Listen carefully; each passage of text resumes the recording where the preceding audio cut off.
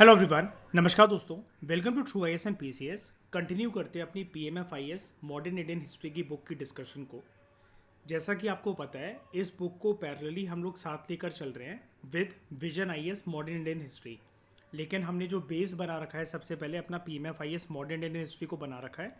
इसके अंदर complete information जो है, वैसे कहने को तो गिवन है 99%, लेकिन 2-3% का जो भी एलिमेंट एक्स्ट्रा है वो हम विजन आईएएस की, जो विजन आईएएस वालों ने जो 3 बुक्स अपनी निकाल रखी हैं मॉडर्न इंडियन हिस्ट्री के ऊपर, हम उससे अपना वैल्यू एडिशन कर लेंगे।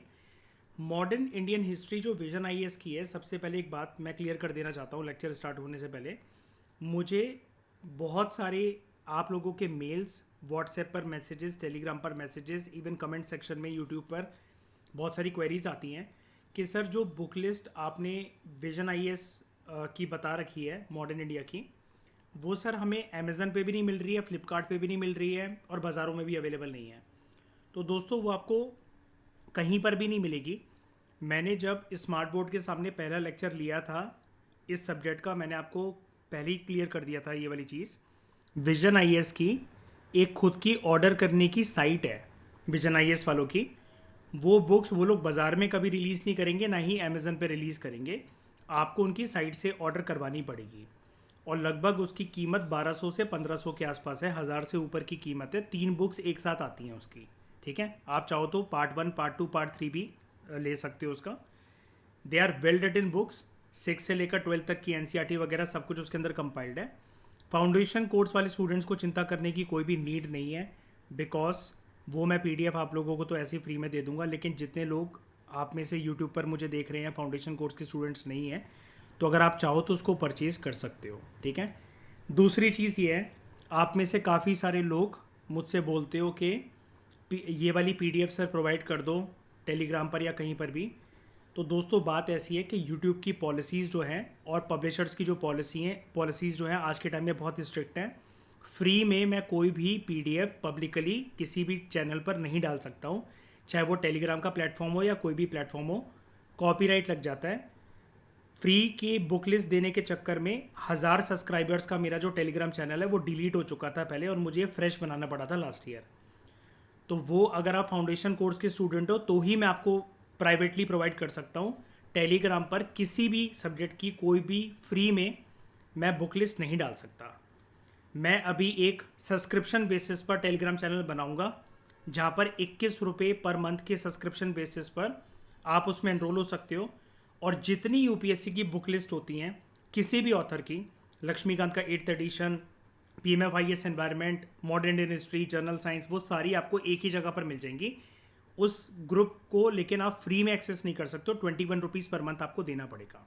आई am planning to create that group in September, so आप उसमें एनरोल हो सकते हो। उसकी डिटेल मैं आपको पब्लिक वाले ट्रू आईएएस एंड पीसीएस के टेलीग्राम चैनल में दे दूंगा। डिस्क्रिप्शन बॉक्स में जाकर आप पब्लिक वाले चैनल को पहले ज्वाइन कर सकते हो, वहाँ पर आपको डिटेल मिल जाएगी। तो ये जो इसके रिगार्डिंग मुझे बड़े सारे मेल्स आ रहे थे, क्वेरीज आ रही थी, मैं जिसका रिप्लाई नहीं कर पा रहा था, तो मैंने आपको यहाँ पर बता दिया। तो इसको समझ जाना इस बात को। तो लेट्स स्टार्ट। हम लोग चैप्टर कर रहे थे अपना rise and fall of regional power, और अभी तक अटमोस्ट कॉम्प्रीहेंसिव तरीके से हम लोगों ने सक्सेसर स्टेट्स की पूरी जो कहानी है वो देख ली है। सक्सेसर स्टेट्स के कॉन्टेक्स्ट में दोस्तों मैंने आपको ये बताया था, सक्सेसर स्टेट्स वो स्टेट्स हैं, ये वो रीजनल पावर्स हैं। रीजनल पावर तो वैसे सारी हैं, चाहे आप सक्सेसर स्टेट्स का हो, न्यू स्टेट्स का हो या इंडिपेंडेंट स्टेट्स का हो। लेकिन सक्सेसर स्टेट्स की कहानी वो थी, मैं आपको काफ़ी बार प्रीवियस लेक्चर्स में बता चुका हूँ, कि जो मुगल साम्राज्य से अलग होकर जो राज्य बने थे, लेकिन इन्होंने पूरी तरीके से अपने रिश्ते दरकिनार नहीं करे थे मुगल एम्पायर और मुगल एम्परर्स के साथ। जब ये अलग हो भी गए थे मुगल एम्पायर की वीकनेस को देखते हुए, तब भी सक्सेसर स्टेट्स के जो राजा महाराजा होते थे वो मुगल एम्परर्स के साथ मिलने आते थे, उनके साथ रिश्ते अच्छे रखते थे। और उन्होंने ये भी आश्वासन दे रखा था मुगल एम्परर्स को, मुगल एम्पायर वालों को, कि सर जी अगर आपकी कहीं पर लड़ाई हो जाती है, कोई भिड़प हो जाती है, कोई आपको तंग करने की कोशिश कर रहा है, आपको एक्स्ट्रा फोर्सेस की रिक्वायरमेंट है, फंडिंग की रिक्वायरमेंट है, हमें जब मर्जी कॉल कर देना, हम नतमस्तक होकर आपके दरवाजे पर अपनी सेना, अपना पैसा, अपना सपोर्ट खड़ा कर देंगे। तो ये जो हैं, ये एक तरीके से सक्सेसर स्टेट्स का एक अच्छा रिलेशन था मुगल एम्पायर के साथ as well as Mughal emperors के साथ इनके रिश्ते काफ़ी अच्छे रहे हैं, इनमें कोई भिड़प नहीं रही है। न्यू स्टेट जो हैं ये वो स्टेट्स हैं जो कि बहुत ज़्यादा हरामजादे थे, ठीक है। न्यू स्टेट्स में आप इस कैटेगरी में इन स्टेट्स को वो मान सकते हो जो कि बहुत ही ज़्यादा लालची थे, हरामजादे थे, हरामखोर थे, और ये ताक लगाए बैठे हुए थे कि कैसे मुगल साम्राज्य जब मर्जी गिरे और हम अपने आप को इंडिपेंडेंट घोषित कर दें। अब इन स्टेट्स ने ऐसा नहीं करा था कभी भी, समझने की कोशिश करना। जो टेक्स्ट इसका लिखा हुआ है वो तो आपको आराम से अभी समझ में आ जाएगा, पहले इसका ट्रेलर जान लो जो मैं बताने की आपको कोशिश कर रहा हूँ। न्यू स्टेट्स के साथ पहले भी ऐसा कभी भी नहीं था, ये कहने को तो यहाँ पे लिखा हुआ है न्यू स्टेट्स। ये न्यू स्टेट्स बनी after the fall and decline of Mughal empire. ये वाली चीज़ हम बहुत अच्छी तरीके से जानते हैं, after the fall and decline of Mughal empire. लेकिन ऐसा पहले भी नहीं था कि जब मुगल एम्पायर टिका हुआ था तो न्यू स्टेट्स, ये जो आपको नाम दे रखे हैं, इनके साथ रिश्ते अच्छे चलते थे मुगल एम्परर्स के या मुगल एम्पायर वालों के, क्योंकि न्यू स्टेट्स हमेशा से अपनी एक सेपरेट फंडिंग को एक उसका निर्माण करना चाहती थी। फॉर एग्जांपल मराठास जो है उनकी हमेशा से एक रिक्वायरमेंट रही है कि हमें खुद के अपने जो टैक्सेस हैं वो कलेक्ट करने दो। अब कभी कुछ मुगल एम्परर्स मानते थे, कभी कुछ नहीं मानते थे। अब मुगल एम्परर में अगर आप इस बंदे की बात करो, औरंगज़ेब की, औरंगज़ेब को बिल्कुल भी नाफरमानी बर्दाश्त नहीं थी। उसके साथ कोई फालतू की चू चपड़ करे, किंतु परंतु करे, कंसेशन मांगने की कोशिश करे, औरंगज़ेब को बोले कि डील कर लेते, एग्रीमेंट कर लेते हैं। औरंगज़ेब कहता था भाई मैं ही बाप हूँ, तुम्हारी इतनी औकात नहीं है कि तुम मेरे साथ एग्रीमेंट कर सको या मुझे किसी समझौते पर रेडी करवा सको। मैं स्वतंत्र रूप से तुम्हारे साथ जो करना चाहूँगा वो तुम्हें मंजूर करना ही पड़ेगा। तो यहाँ पर क्या है कि उस टाइम पर इन्होंने आज़ाद होने की कोशिश क्यों नहीं करी मुगल एम्पायर से अलग होकर? बिकॉज उस टाइम पर ये जो न्यू स्टेट्स के बारे में अभी हम डिस्कस करेंगे, इनकी इतनी औकात ही नहीं थी कि मुगल फोर्सेस के सामने या मुगल एम्परर के सामने ये खड़े हो सकें। क्योंकि मुगल एम्परर से टक्कर लेने का मतलब ये था, हालांकि नाक में दम इन्होंने पैदा कर रखा था, लेकिन औरंगजेब के टाइम तक ऐसा था, औरंगजेब को देखकर सबकी पैंट गीली हो जाती थी, सबकी सूसू छूट जाती थी। तो इतनी दम तो किसी में थी नहीं, क्योंकि वो जानते थे कि मुगल एम्पायर को औरंगजेब के रहते रहते हराना नेक्स्ट टू इम्पॉसिबल टास्क है। जैसी औरंगजेब की मृत्यु होती है उसके बाद जो लेटर मुगल एम्परर्स थे, मैंने आपको बताया था, वो तो बिगड़े हुए थे सारे के सारे, है ना। वो शराब शवाब लड़कियां चरस गांजा इन सब में बेसिकली एंगेज हो गए थे। उनको लगा पुश्तैनी हमारी प्रॉपर्टी, हमारे जो पैसा है वो बहुत जुड़ा हुआ है, हमें क्या ही करना इतनी मेहनत वगैरह करके। तो वो हो गए weak rulers. Later Mughal emperors को हम लोग वीक रूलर्स कहते हैं। ये हमने चैप्टर नंबर 1 में भी पढ़ा था बहुत कॉम्प्रिहेंसिव तरीके से, और सेकंड चैप्टर में भी मैंने आपको टाइम टू टाइम बताया ही था। लेकिन मुगल एम्परर्स के वीक होने की वजह से ऐसा तो नहीं है कि न्यू स्टेट्स ने अपने इरादे छोड़ दिए होंगे स्वतंत्र होने के। इन्होंने बस मौके की तलाश में एक ये लोग घात लगाकर बैठे थे, ताक लगाकर बैठे थे कि कोई एक मुगल एम्परर ऐसा है जब हमें ये चीज़ बिल्कुल सेटिस्फैक्ट्री नोट के साथ सुनिश्चित कर दी जाए कि अब कोई भी मुगल एम्परर इतना दमदार व्यक्ति नहीं रह गया है कि वो, अगर हम इंडिपेंडेंट होने की कोशिश कर भी रहे हैं तो वो हमें चैलेंज कर सकेगा या हमें रोक सकेगा। तो यहाँ से कहानी स्टार्ट होती है कि after the fall of the Mughal empire, ठीक है, with respect to later Mughal emperor जो कि बहुत ज़्यादा वीक थे, वीक सक्सेसर रूलर्स थे, तब ये न्यू स्टेट्स इमर्ज होना स्टार्ट हुई। ये न्यू स्टेट्स की कहानी है। ये शुरू से इंडिपेंडेंट बनना चाहते थे, लेकिन औरंगजेब के टाइम तक तो किसी की दम ही नहीं थी। औरंगजेब के बाद जो लेटर मुगल एम्परर्स आते हैं, who were the weak successors of the Mughal empire, वो संभाल नहीं सके इनके विरोध को, इनके आक्रोश को, इनकी इंसर्जेंट टेंडेंसीज़ को, बगावत की टेंडेंसीज़ को। तो मुगल एम्पायर को ना चाहते हुए भी इनको स्वतंत्रता देनी पड़ी। और देनी क्या पड़ी, मतलब ये तो स्वतंत्र अपने आप को घोषित कर ही दिया था फिर इन्होंने, लेकिन मुगल एम्पायर इनको अब रोक नहीं सका। और कोई भी मुगल एम्पायर के अंदर इतनी दम नहीं थी या इतनी पॉलिटिकल फोर्स, मिलिट्री फोर्स, पैसे की पावर अपनी रही नहीं गई थी कि वो इनको रोक सके। सबसे ज़्यादा, वैसे तो न्यू स्टेट्स में आपको अगेन सक्सेसर स्टेट्स की तरह 4 नाम देखने को मिल रहे हैं, Marathas, Afghans, Sikh empire and Jat kingdom. लेकिन सबसे ज़्यादा जो नाक में तंग कर रखा था, नाक में दम कर रखा था। न्यू स्टेट्स की कैटेगरी की अगर हम बात करें, मुगल एम्पायर की नाक में जिसने सबसे ज़्यादा दम कर रखा था वो है मराठास। ठीक है, मराठास क्योंकि हमेशा से अपने आप को एक पर्सपेक्टिव के साथ देखते थे। मुगल एम्पायर से तो वो नफरत करते ही थे, लेकिन मराठास का अपना खुद का एक नज़रिया था, एक खुद का पर्सपेक्टिव था, जिस तरीके से वो अपने आप को, अपनी पावर को देखते थे। मराठास को ये लगता था, ये इंपॉर्टेंट चीज़ है, इसको दिमाग में बैठा लेना। मराठास को ये लगता था कि जैसे ही जिस भी दिन कभी भी जब मुगल एम्पायर जो है वो डिक्लाइन करेगा, वो फॉल होगा, तो only power that is available in India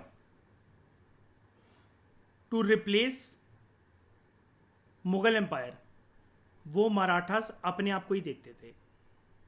और बाकी न्यू स्टेट्स या सक्सेसर स्टेट्स के राजा महाराजाओं को भी वाली चीज़ पता थी कि मराठास जितनी दम जो है वो और किसी में नहीं है। अगर मुगल एम्पायर जो है कल को ध्वस्त होता है, कल को धूल चाटता है, तो मराठास सेकंड बेस्ट पावर है जो कि उनको रिप्लेस करेंगे मुगल एम्पायर वालों को। तो मराठास के इरादे शुरू से ही काफ़ी ज़्यादा स्वतंत्र रहे हैं। सबसे ज़्यादा इनको जो दिक्कत थी मराठास के साथ, ऐसा भी नहीं था कि मुगल एम्पायर के रिश्ते हमेशा से ही टार्निश्ड मोड पे रहे हैं, खराब ही रहे हैं, डिटेरियोरेटेड ही रहे हैं, बर्बादी ही रही है।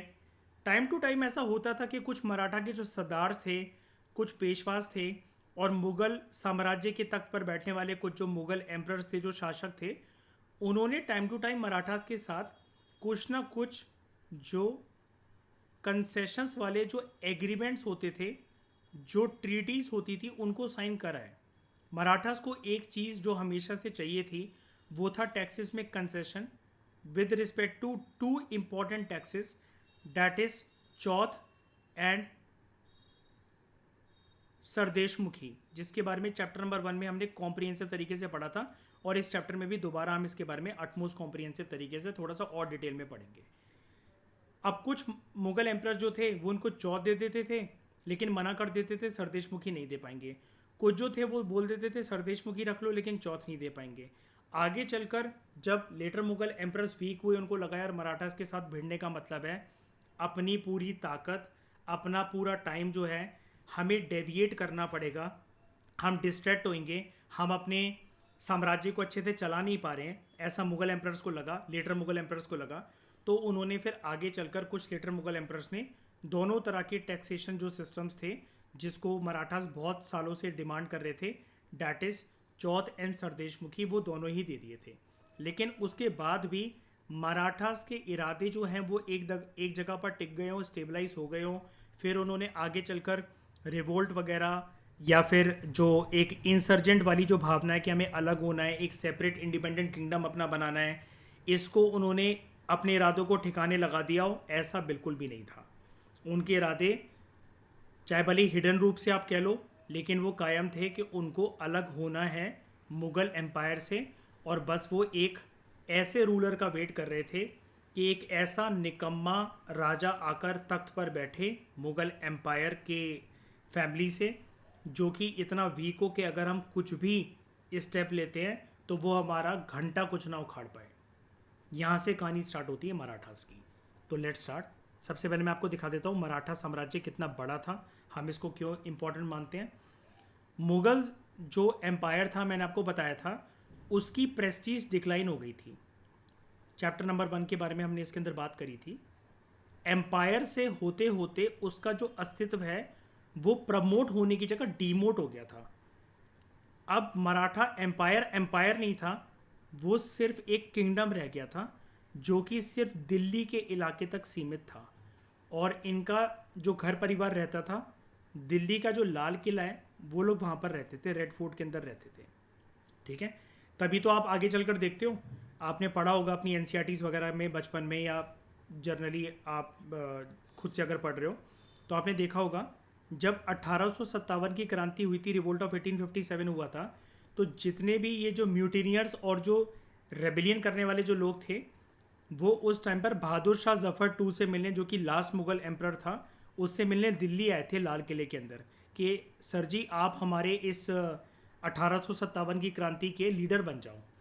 और उस टाइम पर बहादुर शाह जफर टू मान भी गया था, क्योंकि उसको लगा था ये आखिरी मौका है, पूरा इंडिया जो है वो आग बबूला हो रखा है, अगर हम अंग्रेज़ों को भारत की धरती से हटाने के लिए सक्षम रह पाए, कामयाब रह पाए, तो अच्छी बात है, हमारी फैमिली की प्रेस्टीज वापस आ जाएगी। और उसको फिर अपने अंदर एक ये भी लगा कि यार जो रेबिलियन करने वाले जो लोग हैं, जो म्यूटिनियर्स हैं, वो मेरे दरवाजे तक दिल्ली तक आए हैं, लाल किले तक मुझसे मिलने, तो कुछ तो बात होगी मुझ में, आज भी वो मुझे अपना लीडर देखते हैं। क्योंकि इंडिया के लोगों को ही लगा था अंग्रेज़ों से अच्छे तो यार ये मुगल एम्प्रर वाले ही थे, मुगल एम्प्रर्स ही थे, मुगल एम्पायर वाले लोग ही थे। तो 1857 की क्रांति में उसको बोला गया था, लेकिन आप जानते हो कि अंग्रेज़ों ने सारे के सारे 1857 की क्रांति के जो इरादे थे म्यूटिनियर्स के, रेबिलियन करने वाले लोगों के और बहादुर शाह जफर टू के, उसको धूल चटवा दी थी और कुछ भी नहीं हो पाया। उसके बाद मुगल साम्राज्य पूरी तरीके से ध्वस्त हो गया था। ठीक है, लेकिन ये चलो बात की बात है, इसको हम फर्दर चैप्टर्स में डिस्कस करेंगे। Coming back to the topic, sticking to our point of discussion, मैं आपको ये बता रहा था कि मुगल एम्पायर अब एम्पायर नहीं रह गया था, वो सिर्फ एक किंगडम था जो कि दिल्ली तक सीमित रह गया था। ये जो आप रेड डॉट देख रहे हो ना, दिल्ली है।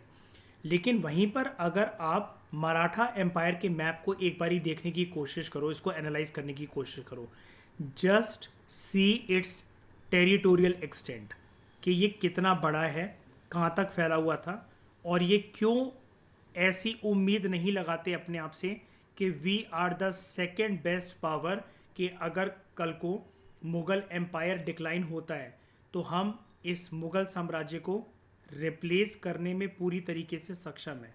ऐसा जो ईगो है या इनके अंदर ऐसी जो इंटेंशन है, आप खुद बताओ वो चाहकर भी क्यों नहीं आती। मराठास के अंदर बिल्कुल आती और आई भी थी। और इसी के चलते जब दिल्ली एक एम्पायर ना रहकर, सॉरी मुगल एक एम्पायर ना रहकर किंगडम बन गया, दिल्ली तक सीमित हुआ, एक किंगडम बन गया, सिर्फ दिल्ली का इलाका ही इसके पास रह गया। और पहले तो आप जानते हो मुगल साम्राज्य का जो टेरिटोरियल एक्सटेंट है वो कितना वास्ट था। चाहे हम नॉर्थ इंडिया की बात करें, साउथ इंडिया की बात करें, ईस्ट इंडिया की बात करें या वेस्ट इंडिया की बात करें, हर जगह पर आपको मुगल साम्राज्य का जो टेरिटोरियल एक्सटेंट जो था वो अच्छी तरीके से देखने को मिलता था, बिखरा हुआ था सारी जगह पर। लेकिन अब जैसा कि आप इस मैप में देख पा रहे हो, वो सिर्फ दिल्ली तक सीमित हुआ एक छोटा सा किंगडम रह गया था। किंगडम जो वर्ड होता है ना दोस्तों, मैंने आपको चैप्टर 1 के अंदर इसके अंदर क्लैरिटी दी थी, आई होप आपको वहाँ से क्लैरिटी मिल गई होगी। तो मैंने आपको ये बताया था, मैं शॉर्ट में बता देता हूँ फिर से। एम्पायर एक बड़ी चीज़ होती है, किंगडम उससे एक छोटी चीज़ होती है। किंगडम में आपका क्या होता है, एक पैलेस होता है, कुछ आपके मंत्री होते हैं, कोई आप एक सत्ता पे रूल करते हो, लेकिन वो एक छोटी जगह तक ही सीमित होता है।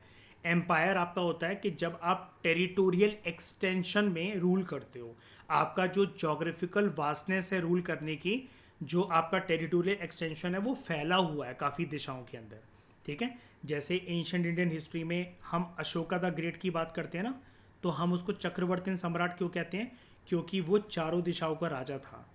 चंद्रगुप्त मौर्य के टाइम पर और बिंदुसार के टाइम पर इतना ज़्यादा साम्राज्य मौर्यन एम्पायर का नहीं फैला था जितना अशोका ने अपना पूरा कश्मीर से कन्याकुमारी, गुजरात से अरुणाचल तक, एज वेल एज अफगानिस्तान वाले एरिया तक फैला दिया था। क्योंकि अफगानिस्तान में हम पढ़ते हैं ना अशोका के कॉन्टेक्स्ट के बारे में कि वहाँ पर कांधार इंस्क्रिप्शन मिली थी।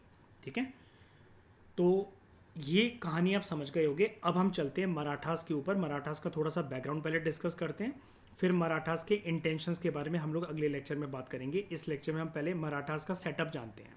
ठीक है, तो हमारा जो टॉपिक है that is new states. New states को इंसर्जेंट स्टेट्स भी कहा जाता है। ये चीज़ मैंने आपको प्रीवियस लेक्चर्स में, जब ये चैप्टर हमारा स्टार्ट हुआ था, मैंने आपको पहले ही क्लैरिटी दी थी। मैं आपको एक बार के लिए सबसे पहले यहाँ पर ये बताना चाहूँगा कि what do we mean by the term insurgency, या जिसको हम स्टेट्स में इंसर्जेंट कह रहे हैं। इसका मतलब क्या होता है? इसका मतलब होता है एक तरीके से बगावत करना। व्हेन यू आर अ बागी, कौन होता है बागी, कौन करता है बगावत?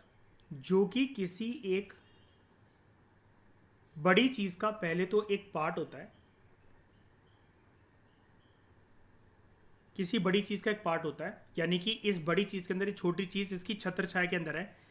बाद में इसको ऐसा लगता है कि मुझे इससे अलग होकर अपना खुद का एक इंडिपेंडेंट सेटअप बनाना चाहिए, मुझे इसके अंतर्गत नहीं रहना, इसकी छत्र छाया के अंदर नहीं रहना।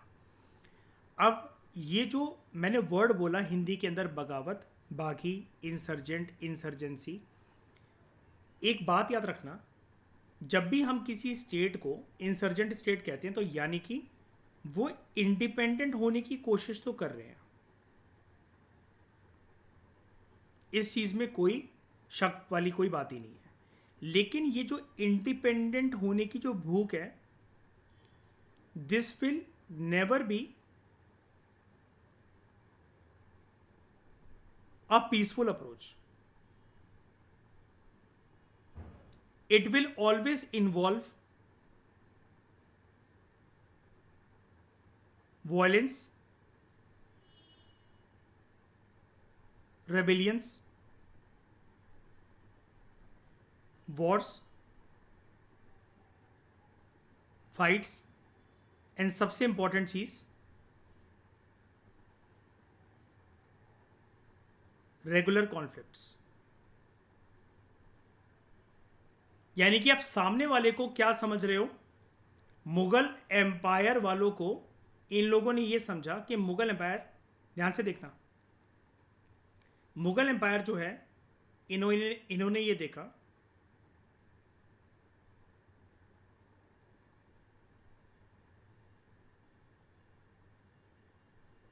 कि वो एक पेड़ है, अगर हम इस पे रोज टाइम टू टाइम बार बार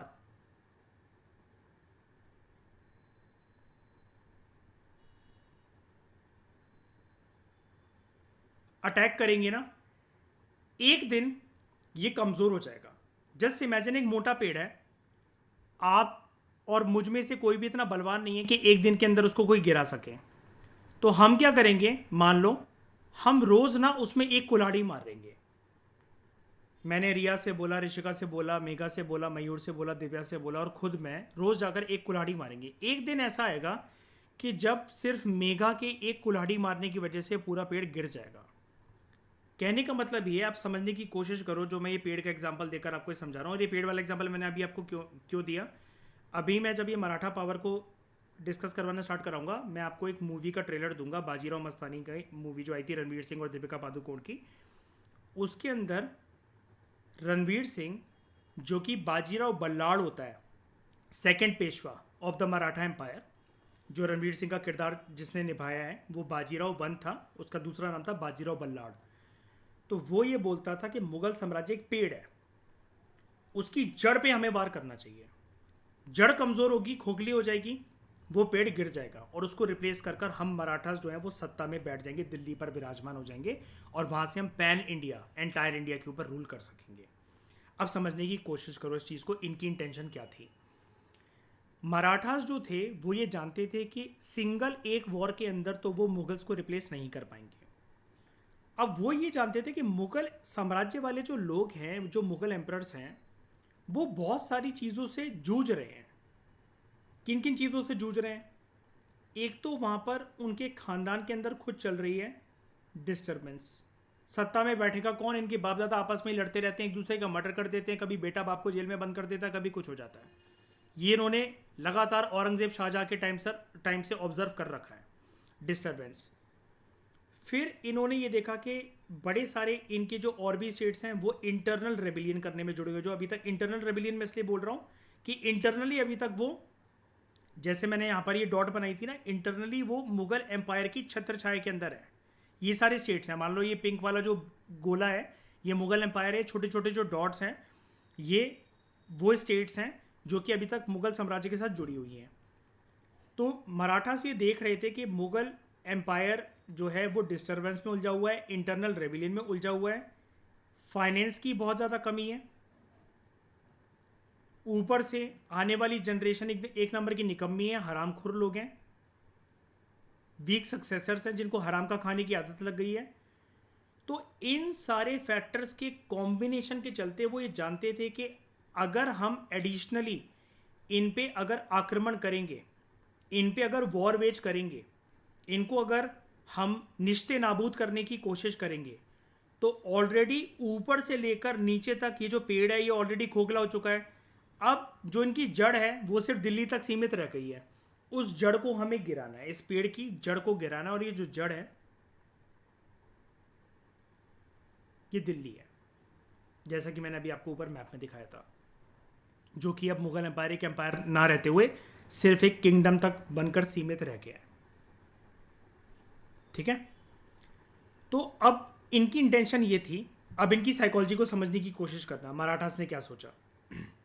मराठास ये सोचते थे जब कोई इंसान या कोई भी एक कंट्री है, कोई भी एक पावर है, कोई भी एक रीजन है, रीजनल किंगडम है, एम्पायर है, जब वो मल्टीपल फ्रंट्स पे वॉर लड़ रहे होते हैं, मार्क माई वर्ड्स,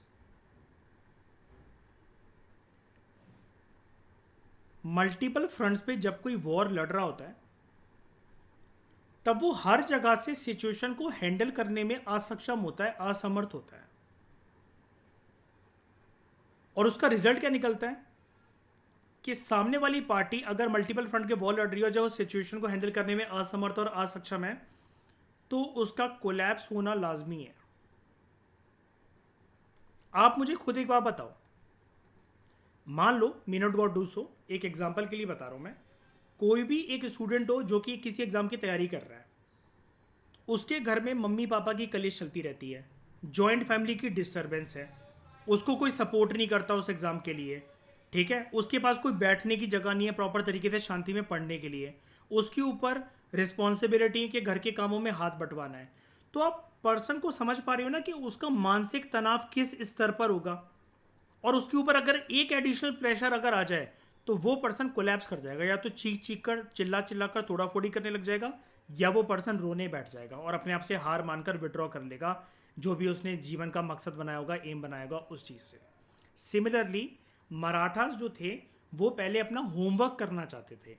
उन्होंने होमवर्क करते हुए देखा कि ये जो समस्याएं हैं, ये समस्याएं और ज़्यादा बढ़ने दो मुगल एम्पायर और मुगल एम्पायर्स की।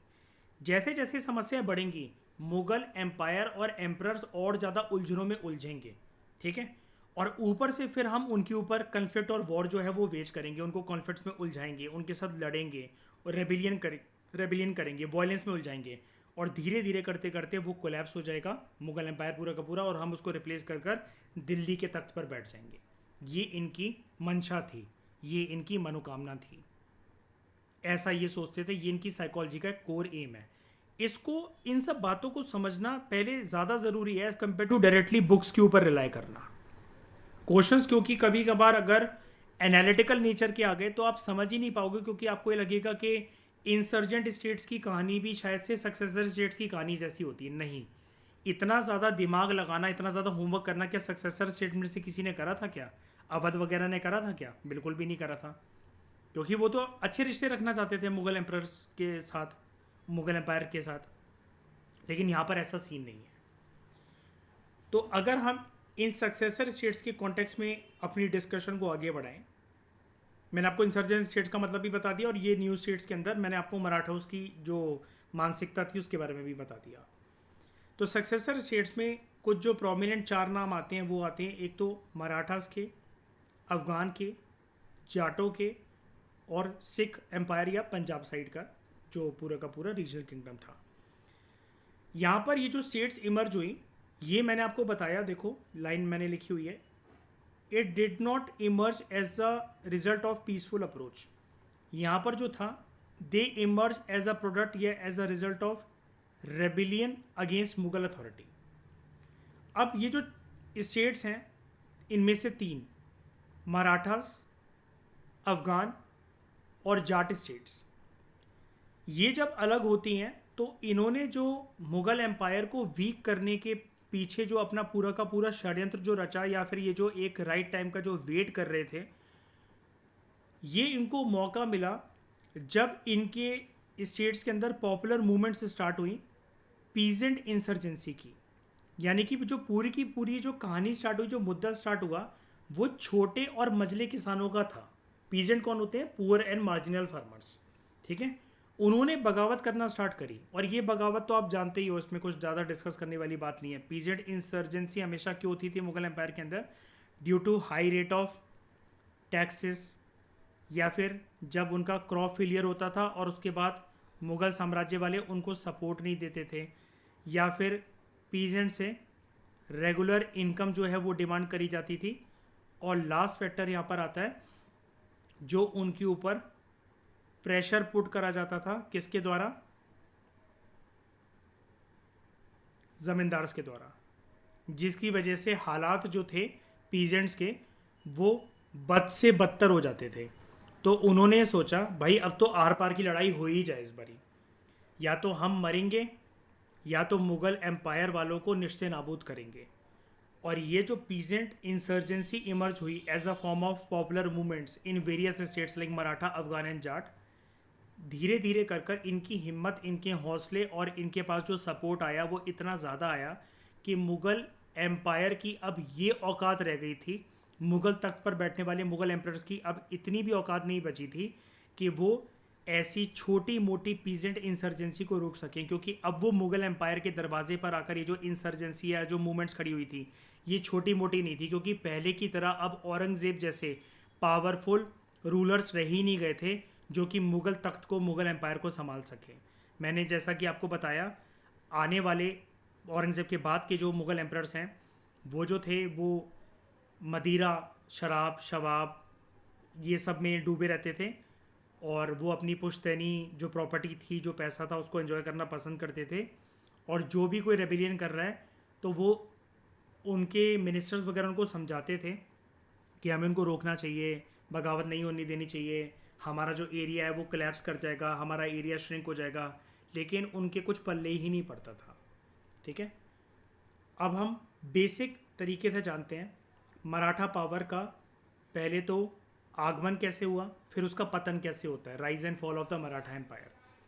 सबसे इम्पॉर्टेंट जो चैलेंज जो हुआ मुग़ल पावर के सामने, जो आया मुग़ल एम्पायर को, जब वो श्रिंक हो रहा था, जब वो डिके हो रहा था, उसकी पावर जब धूल चाटने लगी थी, that challenge came from the Maratha kingdom. और इसके बारे में मैंने इस लेक्चर में आपको काफ़ी डिटेल में बता दिया कि ऐसा क्यों बोला जाता है कि it was the second most important power जो कि दम रखता था to replace the Mughal empire. ठीक है, मराठा किंगडम इतना पावरफुल हो गया था, जैसा कि अभी ऊपर वाले मैप में मैंने आपको दिखाया था कि उसका जोग्राफिकल एरिया काफ़ी बड़ा है। अकेले इसके पास इतनी स्ट्रेंथ थी कि हमारे देश में जो एक पॉलिटिकल वैक्यूम इमर्ज होने लगा था, पॉलिटिकल वैक्यूम अभी बना नहीं है, पॉलिटिकल वैक्यूम लेकिन इमर्ज होने लगा था। कैसे इमर्ज होने लगा था? क्योंकि मुगल एम्पायर धीरे धीरे करके डिसइंटीग्रेट होता चला जा रहा था। डिसइंटीग्रेट का मतलब होता है पार्ट्स बाय पार्ट्स, टुकड़े टुकड़े में किसी चीज़ का टूट जाना या बट जाना। तो आप कहोगे कि सर ये डिसइंटीग्रेट कहाँ हुआ था? तो याद करो कि इस चैप्टर की स्टार्टिंग में सबसे पहले जो हमने कहानी पढ़ी थी वो सक्सेसर स्टेट्स की कहानी पढ़ी थी। आज के लेक्चर में हम न्यू स्टेट्स के बारे में डिस्कस कर रहे हैं, लेकिन सक्सेसर स्टेट्स कितनी थी नंबर में? 4 थी नंबर में। डिसइंटीग्रेट हुई, अलग हो गई, हालांकि उनके रिश्ते अच्छे थे लेकिन फिर भी अलग तो हो गई ना स्वतंत्र रूप से। वहाँ के जो किंगडम के जो नए नए राजा इमर्ज हुए, उन्होंने अपना taxation system, agriculture system, administration system, सब कुछ अपना खुद का तो बना लिया। अगर औरंगज़ेब होता तो क्या ऐसा होने देता? औरंगज़ेब के टाइम तक क्या किसी की दम थी कि औरंगज़ेब के सामने जाकर कोई ये बोल सके कि सर हम आपके साथ रिश्ते तो अच्छे रखेंगे लेकिन प्लीज़ ज़रा हमारा किंगडम ना इंडिपेंडेंट कर दो, हम अपने खुद के टैक्सेशन, खुद का एडमिनिस्ट्रेशन, खुद की पॉलिसीज़ वगैरह लॉन्च करना चाहते हैं। औरंगज़ेब टुकड़ों टुकड़ों में काट कर उसके शरीर को चील कौओं को खिला देता। लेकिन आने वाले मुग़ल एम्परर जो थे वो कुछ क्यों नहीं कर पाए?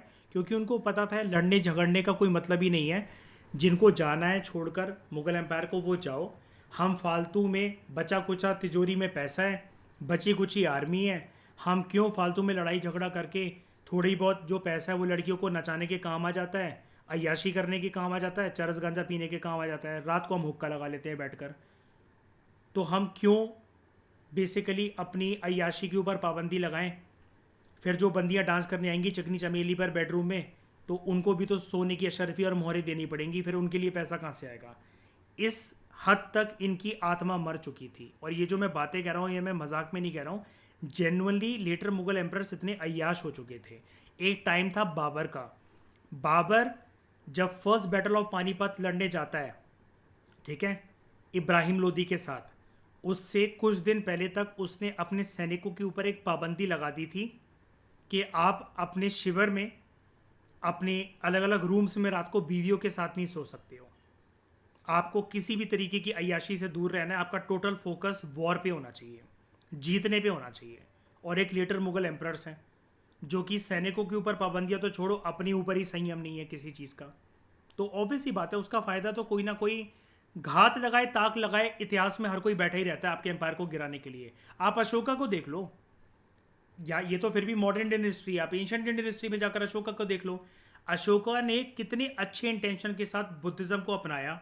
कलिंगा वॉर के बाद सारे अस्त्र शस्त्र लड़ाई झगड़ा उसने सब छोड़ दिया। जब उसको ये रियलाइज़ हुआ कि मैंने कितनी औरतों को विधवा बनाया, कितने बच्चों को अनाथ कर दिया, वो पूरा एक अच्छी तरीके से पाथ पर आ गया। जानवरों के लिए अस्पताल उसने बनवाए। उसने धम्म महामत्तास के ऑफिसर्स को अपॉइंट करा के घर घर जाके लोगों की मदद करो, लोगों को बताओ कि मैंने इन पिलर इंस्क्रिप्शंस पे क्या लिखवा रखा है। लेकिन हुआ क्या, मौर्यन एम्पायर डिक्लाइन क्यों हुआ? Because of the adoption of the policy of Buddhism by Ashoka the great. क्योंकि आप धार्मिक हो गए हो, आप अच्छे बन गए हो, आप एथिकल हो गए हो, सामने वाला थोड़ी ना हो जाएगा उसकी वजह से एथिकल। तो मुगल एम्परर जो है जब वो वीक हो चुके हैं, तो जो डर था वो भी तो निकल जाएगा सामने वाले का कि अब तो ये किसी एक चांटे के भी नहीं रहे, एक चांटा मारेंगे तब भी ये कुछ भी नहीं कर सकते हमारा। तो यही चाहिए था। मराठास आप जानते हो कि शुरू से अपने इंटेंशन में कितने ज़्यादा स्ट्रांग रहते हैं। आपने पिक्चरों में देखा होगा, आपने वेरियस कैरेक्टर्स के बारे में सुना होगा, छत्रपति शिवाजी के बारे में, बाजीराव मस्तानी मूवी आपने देखी होगी, ठीक है। इन सब चीज़ों से हमें पता लगता है कि मराठास के इंटेंशन शुरू से ऐसी थी that they wanted to replace the Mughal empire from the धरती ऑफ इंडिया, ठीक है। तो ये चीज़ आपको समझ में आ गई होगी। आगे बात करते हैं। लेकिन मराठा सरदारों के अंदर एक कमी थी। अभी ये जो सरदार वर्ड यूज़ करा जाता है ना, मराठा जो लीडर्स हैं उनको बोला जाता है मराठा सरदार्स। मराठा सरदारों के अंदर एक चीज़ की कमी थी, दे लैक्ड यूनिटी। एक कॉमन उनका कोई आउटलुक नहीं था। जैसे मराठास की जो पॉलिसी थी ना, वो कॉमन अप्रोच के साथ बात नहीं करते थे। कुछ मराठा सरदार कुछ और डिमांड कर रहे थे, कुछ मराठा सरदारों का इंटेंशन कुछ और था। कुछ मराठा सरदार ये बोलते थे कि कंसेशन कर लेनी चाहिए हमें मुगल एम्पायर वालों के साथ, कुछ ये बोलते थे कि नहीं, इनको तो ईंट का जवाब हमें पत्थर से देना चाहिए। और उनका कोई कॉमन प्रोग्राम नहीं था। तो बेसिकली उनकी एक कोई, आप ऐसा बोल सकते हो इन तीनों पॉइंट्स को मर्ज करके, मराठाओं की सबसे बड़ी वीकनेस ये थी that they lacked common approach in dealing with their enemies. और उनका एनिमी कौन था? मुगल साम्राज्य। कॉमन अप्रोचेस नहीं थी उनके पास। अगर कॉमन अप्रोच होती तो जो उनका सपना था ऑल इंडिया एम्पायर बनाने का, वो बहुत जल्दी फुलफिल हो जाता। लेकिन ऑल इंडिया बनाने का जो सपना जब उनके दरवाजे पर आकर खड़ा भी हुआ, उसको वो ज़्यादा देर तक संभाल नहीं सके। मुगल्स तो हट गए थे, मुगल्स तो पिक्चर सीन से हट गए थे, लेकिन मुगल्स जो थे इन्होंने थर्ड बैटल ऑफ पानीपत इन्हीं की वजह से हुआ था, जिसके चलते जो ये मराठास अपना सपना देख रहे थे ऑल इंडिया एम्पायर बनने का, वो निश्ते नाबूद हो गया, वो धूल में मिल गया। So they fail to replace the Mughals. किसकी बात हो रही है? दे कौन है यहाँ पर? Marathas. Marathas fail to replace the Mughals and उनका जो ख्वाब था ऑल इंडिया एम्पायर बनाने का, वो निश्ते नाबूद हो गया, वो धूल में मिल गया। अब मराठास का जो राइज होता है, जो इनका सूर्योदय होता है इनकी पावर का, वो दो फैक्टर्स की वजह से माना जाता है, ठीक है। एक तो रीजनली मराठास जहां जहां पर तैनात थे ना, तो वो हमेशा से चिढ़ते थे कि मुगल्स जो हैं वो इतना ज़्यादा सेंट्रलाइजेशन करके क्यों चलते हैं। इस लाइन का, इस अंग्रेजी लाइन का कहने का मतलब ये है कि मुगल्स जो हैं वो पूरे नॉर्थ से साउथ इंडिया, ईस्ट से वेस्ट इंडिया, हर जगह उनकी छत्र छाया में हमें क्यों रहना पड़ता है, हम उनकी बातों को क्यों माने, हम अपने रीजन की सुप्रीमेसी को क्यों इंश्योर नहीं कर सकते हैं। इस चीज़ की जब भूख उनके अंदर उमड़ उमड़ कर आने लगी तो वो मुगल एम्पायर से और उनकी सेंट्रलाइजेशन वाली पूरी अप्रोच से और पॉलिसी से चिढ़ने लगे। तो they launch a kind of reaction against the Mughal centralization. दूसरा इनका रीज़न ये था, मराठास जो थे, मराठा सरदारों के अंदर या इनके पूरे ग्रुप के अंदर एक जो चीज़ थी उसकी भूख और उमड़ कर आने लगी, वो ये था दैट जो पीजेंट्स थे ना अमंग द मराठास, मराठास जो पूरे के पूरे जो मराठास थे जो पूरे इंडिया में जो जहाँ जहाँ वो फैल रखे थे, इनके साथ बड़े सारे पीजेंट क्लासेस के लोग भी जुड़े हुए थे। अब वो पीजेंट क्लासेस जो थे वो ना अपनी तरक्की को, अपनी मेहनत को सिर्फ कम थोड़े से पैसों के अंदर या फिर वो किसी के लिए उन्होंने काम कर दिया, खेती बड़ी कर दी, सिर्फ इसमें नापना तोलना नहीं चाहते थे। अब वो अपनी स्टेटस को बढ़ाना चाहते थे, वो पीजेंट कास्ट वाले लोग जो थे। अब उनको चाहिए था क्षत्रिय स्टेटस, यानी कि यहाँ पर आप ये कह सकते हो भारत के अंदर इन्होंने पहचान लिया था कि वर्णा सिस्टम जो है, जहाँ पर आप 4 वर्णास की बात करते हो, ब्राह्मण क्षत्रिय वैश्य शूद्र, उसके अंदर ये जानते थे कि वॉरियर क्लास जो है वो क्षत्रिय है। तो ये पीजेंट कास्ट जो थे ये अपने कास्ट के स्टेटस को अपलिफ्ट करना चाहते थे टू द क्षत्रिय स्टेटस। ठीक है, basically they wanted to manifest upward mobility अपने क्लास के स्टेटस में और कास्ट के स्टेटस में। और आप ये एक चीज़ जानते हो, मैंने आपको इंडियन सोसाइटी की क्लास में एक चीज़ बताई थी, भारत के अंदर चाहे आप प्राचीन भारत के इतिहास को देख लो, मध्यकालीन भारत के इतिहास को देख लो, आधुनिक भारत के इतिहास को देख लो या कंटेम्प्रेरी इंडिया को देख लो, किसी भी टाइमलाइन के अंदर आप एक बात अगर कर लो, जहां जहां पर वर्ण सिस्टम का जिक्र होता है वहां पर आपको एक चीज देखने को मिलेगी, जैसे ही अगर आप अपनी कास्ट को अपग्रेड कर लेते हो, अपलिफ्ट कर लेते हो, तो बहुत चांसेस ऐसे हैं कि आपका क्लास का स्टेटस जो है वो अपलिफ्ट हो जाएगा। याद है जिसको हम कहते हैं, एक सोशियोलॉजिस्ट थे भारत के एम एन श्रीनिवास, उन्होंने एक कॉन्सेप्ट दिया था, क्या कहते हैं हम उसको,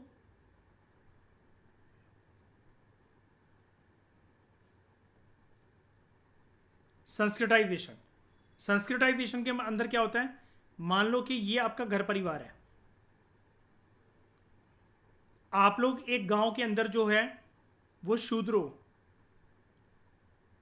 गांव के लोग कभी आपको पंचायत में आने देंगे, कभी आपको डिसीजन मेकिंग का रोल देंगे, नहीं देंगे। आपसे साफ करवाई जाती है नालियां, कूड़ा कचरा उठवाया जाता है, कोई पंछी मर जाता है, कोई गाय भैंस भेड़ बकरी मर गई, उनकी डेड बॉडी को ठिकाने लगवाया जाता है, आप लोगों का कचरा पट्टी साफ करते हो। तो आपके परिवार का यही काम है। एक दिन ये परिवार फ्रस्ट्रेट होकर ये सोचता है कि इस गांव के लोग तो सारे जानते ही हैं कि हम यहाँ पर एससी हैं, तो हम एक काम करते हैं, जीवन में हम अपनी तरक्की को बढ़ाने के लिए अपने माथे से ये जो टैग है इसको हटाने के लिए हम किसी दूसरे गांव चलते हैं जहां पर हमारी आइडेंटिटी को कोई भी ना जानता हो, और ये जाकर दूसरे गांव में जाकर अपना सरनेम रख लेते हैं, लाइक शुक्ला, मिश्रा, कोई भी ऐसा जो कि ब्राह्मणों के साथ या क्षत्रिय के साथ जो सरनेम जो एसोसिएटेड है, ठाकुर, ऐसा कुछ करके रख लेते हैं। अब ये परिवार क्या है, यहाँ पर इनका ओरिजिनल सरनेम ये नहीं था, लेकिन दूसरे गांव में जाने के बाद, अपने एरिया को चेंज करने के बाद इनको पता है कि अब इनको मिलेगी यहाँ पर रिस्पेक्ट, इनकी यहाँ पर बढ़ेगी प्रेस्टीज। तो अब मुगल एम्पायर के अंतर्गत सिमिलरली जो मराठास जो थे, मैं ये तो नहीं कह रहा they went through the process of Sanskritisation, Marathas जो थे वो तो मराठा एम्पायर का पार्टी थे, वो गांव वाँव को छोड़कर जाने का कोई मतलब ही नहीं बनता। लेकिन जो पीजेंट कास्ट थे वो ये चाहते थे कि उनकी आइडेंटिटी जो है वो सिर्फ अब एक खेती बाड़ी करने वाले एक गरीब छोटा लाचारा बेचारा किसान जैसी ना रहे, अब वो ना क्षत्रिय स्टेटस में अपने आप को कन्वर्ट करना चाहते थे, क्योंकि पीजेंट कास्ट जो कि मराठा एम्पायर के अंतर्गत जो काम करते थे उनको भी ये चीज पता थी आने वाले टाइम में मुगल एम्पायर डिक्लाइन होगा, और मराठास जो थे सबको उम्मीद यही थी कि सेकंड बेस्ट पावर बन के मुगल एम्पायर को रिप्लेस करेगी मराठा एम्पायर। तो वो लोग जो थे वो भी वॉरियर्स बनना चाहते थे, क्षत्रिय स्टेटस अचीव करना चाहते थे। तो वो अपवर्ड मोबिलिटी का ख्वाब लेकर ये जानते थे कि मुगल एम्पायर के अंतर्गत अगर हम काम करते रह गए तो मुगल एम्पायर के अंदर तो कुछ ऐसे ऑफिसर्स अपॉइंटेड हैं जो हर महीने हमसे पैसा लेने आते हैं, हमारे क्रॉप का शेयर लेने आते हैं, वो हमसे ज़बरदस्ती खेती बाड़ी करवाते हैं, हम जो है बगावत करेंगे, इनसे अलग होंगे, टैक्सेस देने से हम मना कर देंगे और हम आगे चलकर अपने स्टेटस को बढ़ाएंगे इन द क्षत्रिय कास्ट। इसलिए यहाँ पर ये लिखा हुआ है, देखो ये जो Maratha, Jat and Afghan states हैं, they began as a popular movement of peasant insurgency. इसलिए यहाँ पर ये पीजेंट वाला, कास्ट वाला जो पॉइंट लिखा हुआ है, क्योंकि किसान, छोटे और मझले किसान बहुत ज़्यादा तंग आ चुके थे मुगल एम्पायर से, और उनके रेगुलर जो वो टैक्स वगैरह डिमांड करते थे, क्रॉप फेल हो गया तब भी कोई सपोर्ट नहीं देना कि भाई वो तो तुम्हारी हेडेक है कि तुम्हारी फसलों को कीड़े खा गए, बारिश अच्छी नहीं हुई, ये तुम्हारी हेडेक है, हमें तो पैसा चाहिए। और जमींदारों के साथ हाथ मिला रखा था मुगल एम्पायर्स वालों ने, उनके ऑफिसर्स ने, तो छोटे और मझले किसानों का और ज़्यादा मानसिक रूप से शोषण होता था। ठीक है, आगे चलकर क्या होता है, during the rule of Peshwa Balaji Vishwanath, मैं पहले आपको एक चीज क्लियर कर देना चाहता हूं, मराठा एम्पायर के अंतर्गत दोस्तों क्या होता है, मराठा एम्पायर के अंतर्गत एक चीज चलती थी, यहां पर लिखा हुआ ना पेशवास, मैंने आपको ये चीज पहले क्लियर कर दी थी, एक बार रिवाइज करवा देता हूं। Peshwa is a post of equivalent to prime minister.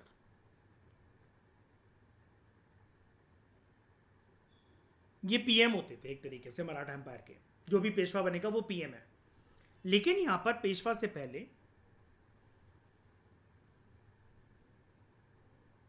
King का कॉन्सेप्ट भी चलता था, यानी कि आप ऐसा मान लो, किंग के अंडर है पेशवा, और कुछ जनरेशन तक पेशवा की जो पोजीशन है, ये पहली रूल को जान लो, पेशवा की position initially, very important point, किसी भी एग्जाम के अंदर ये वाली चीज आ सकती है, initially the position of Peshwa was not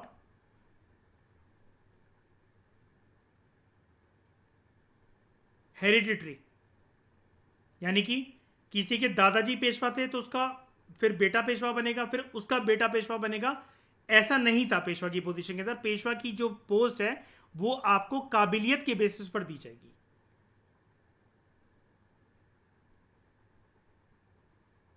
later after the death of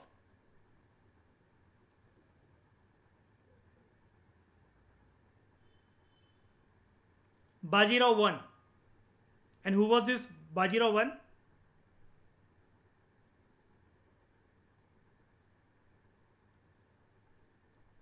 Ranveer Singh of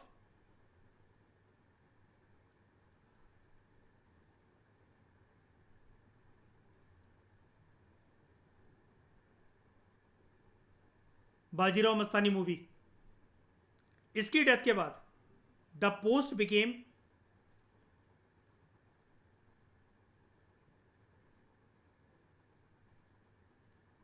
the post of Peshwa became hereditary, फिर ये वंशज रूप से आगे चलने लगी। जब इसका बेटा आता है, और ये इसका सगा बेटा नहीं था, इसका खून नहीं था, ये बालाजी बाजीराव नाना साहेब, लेकिन बेटा जो है मराठा एम्पायर के अंदर ना, ये हार्ड रूल नहीं चलता था कि आपका सगा खून होना चाहिए, ऐसा होना चाहिए, बेटा इसने बोल रखा था इसको, तो ये जो है फिर तख्त पर आ जाता है। ये कहानी मैं आपको समझाऊंगा। मराठास की परिवारों की कहानी ना अक्सर बच्चों को समझ में आती नहीं है, बहुत कॉम्प्लिकेटेड लगता है बच्चों को यार, कि ये अलग अलग जो नाम हैं हम कंफ्यूज हो जाते हैं। मैं आपको इसको बहुत बेटर तरीके से पढ़ाऊंगा और इसी चैप्टर के अंदर पढ़ाऊंगा। ये हमारे जितने पेजेस हैं ना मराठास के सारे रूलर्स और ये पूरी इन्फॉर्मेशन है यहाँ पर, ये मराठा मराठा मराठा ही चलता रहेगा अभी हमारा, ठीक है। तब मैं आपको ये चीज़ काफ़ी डिटेल में पढ़ाऊंगा, ओके। तो यानी कि इस बुक को पढ़ाते हुए मैं इस बुक तक लिमिटेड नहीं हूँ, मैंने मल्टीपल सोर्सेज से जो जो इन्फॉर्मेशन कलेक्ट कर रखी है, जो मैं साइड में लिखते चले जा रहा हूँ, तो वो उसको ज़रूर से आप नोट्स बनाकर याद कर लेना, ठीक है, क्योंकि कोई भी मॉडर्न इंडियन हिस्ट्री के अंदर आपका पॉइंट मिस नहीं होना चाहिए, ठीक है। फॉर्मेलिटी के लिए मैं आपको विजन आईएएस की जो पीडीएफ है वो भी दिखाई दूंगा, वो तो हम पढ़ ही रहे हैं, आपको पता ही होगा पहले लेक्चर से ही, जब से हमने पीएमएफ-आईएएस की ये वाली बुक स्टार्ट करी है मॉडर्न इंडिया की। लेकिन हमारा 90% कंटेंट जो है पहले हमें यहीं से प्रिपेयर करना है, उसके बाद 10% 5% वहाँ से देखना है। तो इतना आप समझ गए। पेशवा की बात मैंने आपको बता दी, during the rule of Peshwa, लेकिन पेशवा के ऊपर क्या कोई राजा था? जी हाँ, पेशवा के ऊपर राजा था। ठीक है, इनिशियली पोजीशन जो थी वो हेरिडिटरी नहीं थी, लेटर वो जो पोस्ट है वो हेरिडिटरी बन गई। और एक और बात, आगे चलकर जब ये इसकी बात आती है ना, बाला बाजीराव वन, और उसके बाद बालाजी बाजीराव, जिसको नाना साहब भी कहते थे, पेशवा जो है वो सुप्रीम अथॉरिटी बन गई मराठाओं की।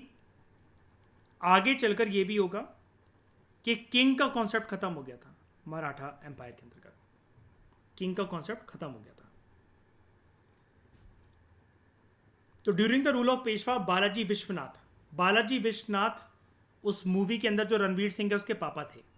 ठीक है, Maratha state became a dominant expansionist state. Expansionist का मतलब यह है हर जगह ये अपने रूल को मल्टीपल मल्टीपल डायरेक्शन के अंदर ये अपने रूल को फैलाने लगे मराठास। जब बालाजी बाजीराव की बात आती है, ठीक है, जब बात आती है बालाजी बाजीराव की, इसकी बात हो रही है यहाँ पर अभी। ठीक है, धीरे धीरे करके आप इन सब के बारे में समझ जाओगे। अभी तो सिर्फ ये नॉर्मल राइटर आपको कुछ बता रहे हैं चीज़ें, बेसिक चीज़ें। अभी हम डिटेल से एक एक करके रूलर के बारे में पढ़ेंगे तो आपको अच्छे से याद हो जाएगा। बालाजी बाजीराव, ठीक है, जिसका दूसरा नाम क्या था, नाना साहेब। नाना साहेब के रूल के टाइम पर मराठा की पावर जो है वो अपने एपेक्स पॉइंट पर पहुंच गई। ज़ेनिथ का मतलब होता है टॉप या फिर एपेक्स पॉइंट। अब कहां पर पहुंच गई और कितनी पावर इसकी बन गई, इस चीज को जरा हम जस्टिफाई करते हैं। Maratha empire spread everywhere. ये जो मैंने आपको बनाकर दिखाया ना अभी डायरेक्शन, आप इससे समझ सकते हो। South India, east India, north India, central India, हर जगह। And no part of India escaped from their attacks. जहाँ जहाँ पर इनको अपना साम्राज्य बढ़ाना था, उधर के छोटे छोटे रीजनल पावर्स के ऊपर ही अटैक करते रहे। और जहाँ जहाँ पर डिस्टर्बेंसेस चल रही थी जिन जिन खानदानों में, वहाँ पर ये डिस्ट्रप्शंस भी पैदा करते रहे। याद करो वो वाला एग्जाम्पल जो मैंने अभी आपको ये पेड़ वाला बताया। इनका हमेशा मानना यही था कि अगर पेड़ अगर कमज़ोर होने लगा है तो उसकी जड़ पर वार करो। वैसे तो उनका ये जो पेड़ वाला एग्जाम्पल था ये मुगल एम्पायर के लिए सही बैठता है, लेकिन इन्होंने दूसरे रीजनल पावर्स के साथ भी यही करा। इनके लेकिन हौसलों को जो बुलंद मिलना था वो मिल नहीं पाया, झटका लगा बल्कि इनको। मुगल एम्पायर तो पूरी तरीके से वीक हो ही गया था। इनको पूरी उम्मीद थी कि आने वाले कुछ महीनों और कुछ सालों के अंदर हम दिल्ली के तख्त पर बैठे हुए नजर आएंगे and we will make our empire as pan India empire, the Maratha empire. लेकिन इनको एक करारी हार का सामना करना पड़ता है थर्ड बैटल ऑफ पानीपत में, ठीक है, जो कि 1761 में हुआ। तो ये इनके लिए एक मेजर सेटबैक, एक मेजर झटका साबित हुआ मराठास की इंटेंशन के ऊपर, जो ये चीज़ सोचकर बैठे हुए थे। इस तीसरे पानीपत के युद्ध ने मराठास का जो सपना था कि वो मुगल्स को रिप्लेस कर सकेंगे एज इम्पीरियल पावर, इस सपने को खाक में मिला दिया, धूल में मिला दिया। 1761 के बाद, थर्ड बैटल ऑफ पानीपत के बाद, माधव राव, मतलब इनका खानदान चलता रहता है, ऐसा नहीं था कि इनका वंश पूरा मिट गया था। माधव राव पेशवा बना और उसने लॉस्ट टेरिटरीज जो थी वो रिकवर करी धीरे धीरे, और नई नई टेरिटरीज को भी एक्वायर करा। लेकिन सडनली इसकी आने वाले 11 साल के अंदर डेथ हो जाती है। ठीक है, 1761 में ये गद्दी पर बैठा, 1772 में इसकी डेथ हो गई, 11 साल ऑलमोस्ट। तो जो मराठा का सपना था मुगल्स को रिप्लेस करने का, फिर वो पूरी तरीके से धूल में मिल गया, क्योंकि माधव राव जितना फिर कोई प्रोमिनेंट लीडर, कोई प्रोमिनेंट पेशवा फिर मराठास के पास आगे चलकर हुआ ही नहीं। ठीक है, ही वॉज माधव राव। इसके बाद फॉर्मेलिटी के लिए आपको देखने को मिल जाते हैं लाइक नारायण राव, बाजीराव टू, ठीक है, सवाई माधव राव, लेकिन ये इतने ताकतवर नहीं थे जो इंटेंशन के साथ माधव राव जो है वो सत्ता में बैठा। सत्ता में बैठने का टाइम ही आप इसका देख लो 1761 से 1772 तक, लेकिन सडनली इसकी डेथ हो जाती है, तो फिर कुछ हो नहीं पाता। और थर्ड बैटल ऑफ पानीपत को जब लड़ा गया था उस टाइम पर जो मराठा एम्पायर को जो गाइड कर रहा था वो था ये सदाशिव राव भाऊ, जो कि मैंने आपको ट्रेलर दिखाया भी था पानीपत मूवी का। संजय दत्त, ठीक है, अहमद शाह अब्दाली का रोल जिसने निभाया है संजय दत्त ने, वो इंडिया आके इन्वेजन करता है। पहले भी बहुत सारी इन्वेजन कर चुका था, लेकिन थर्ड बैटल ऑफ पानीपत में उसने मराठास को हराया। और किसके कहने पर वो इंडिया आता है? मुगल्स के कहने पर वो इंडिया आता है। ठीक है, क्योंकि मराठास की डोमिनेशन और पावर जो है वो बढ़ती ही चली जा रही थी। अब मराठास के इस पूरे कॉन्सेप्ट को समझने के लिए, ये जो मैंने आपको पेशवा का कॉन्सेप्ट बताया, किंग का कॉन्सेप्ट बताया, इनकी पावर का और इनके मुगल एम्पायर से चिढ़ने का जो पूरा पूरा जो मैंने आपको कॉन्सेप्ट बताया, उसके लिए दोस्तों आप ये काम कर सकते हो। 3 चीज़ें आपको करनी है।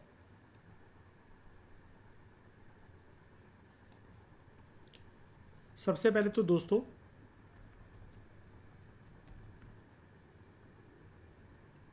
आप गूगल इस पे सॉरी यूट्यूब पे डालो बाजीराव मस्तानी सीन्स। इसका जो ये वाला वीडियो है इसको आप देखना। इसके अंदर जो ये राजा है ना, ये राजा साहू है। ये जो बैठे हुए हैं ये पेशवा का चुनाव कर रहे हैं। रणवीर सिंह जो है, इसके पापा जो थे, कहाँ गया वो वाला पॉइंट, ये वो थे बालाजी विश्वनाथ। बालाजी विश्वनाथ के निधन के बाद राजा साहू जो है, राजा साहू जो है वो चुनाव कर रहा है नए पेशवा का। ठीक है, तो आपको समझ में आएगा कि पेशवा की पोजीशन हेरिडिटरी तो नहीं थी। अगर हेरिडिटरी होती तो बालाजी विश्वनाथ के बाद इसके बेटे को नंबर 2 में बाजीराव वन को, जिसका नाम था बाजीराव बल्लाड़, इस मूवी के अंदर रणवीर सिंह आप, ठीक है, तो वो बन जाता पेशवा। लेकिन वो नहीं बन पाया। ठीक है, क्योंकि ये पोजीशन हेरिडिटरी नहीं थी। तो एक तो सबसे पहले तो आपको इसका सीन देखना है। ठीक है, अच्छी बेटर मतलब रिकॉलिंग कैपेसिटी के लिए, क्योंकि मराठा एम्पायर दोस्तों, आई एग्री कि मैं यूपीएससी के बच्चों को पढ़ाता हूँ, लेकिन आज तक मुझे भी ये रिवाइज़ करना पड़ता है। मैं भूलता रहता हूँ। मराठा एम्पायर की फैमिली और उसका पूरा समझना थोड़ा सा कॉम्प्लिकेटेड होता है। It needs multiple revision and conceptual clarity. ठीक है, उसके बाद आपको ये पता लगाना है कि ये कितनी नफ़रत करते थे। ठीक है, बाकी लोगों से, मुगल्स वगैरह से कितनी नफ़रत करते थे, तो ये आपको पता लग जाएगा। ये सीन जब से इसका चुनाव होता है ना, तो आप ये वहाँ तक मतलब ये देख सकते हो आराम से। ठीक है, उसके बाद ये कैसे दूसरी पावर्स को इकट्ठा करते थे, तो उसके लिए एक ये सीन है ये वाला। Ranveer Singh uses his tact to silence the Nizam, यानी कि बाजीराव वन यहाँ पर अपनी टैक्टिक को साइलेंस कर रहा है, टैक्टिक को यूज़ कर रहा है निज़ाम को, जो कि मुगल्स का साथ देते थे, उसको शांत करवाने के लिए। छोटी छोटी रीजनल पावर्स के ऊपर मराठास ने कैसे कब्जा करा और मुगल्स की पावर को कैसे कमज़ोर करा। तो एक सीन आप इसका देखो। ठीक है, फिर ये जो थे, ये किस हद तक मतलब बेसिकली नफ़रत और ज़्यादा करते थे मुगल से, तो उसके लिए आप फिर उसके बाद विकी कौशल की ये जो अभी छावा जो मूवी आई थी, आप इसकी सीन्स पर जाना और इसके इस वाले डायलॉग को सुनना। ठीक है, ये वाला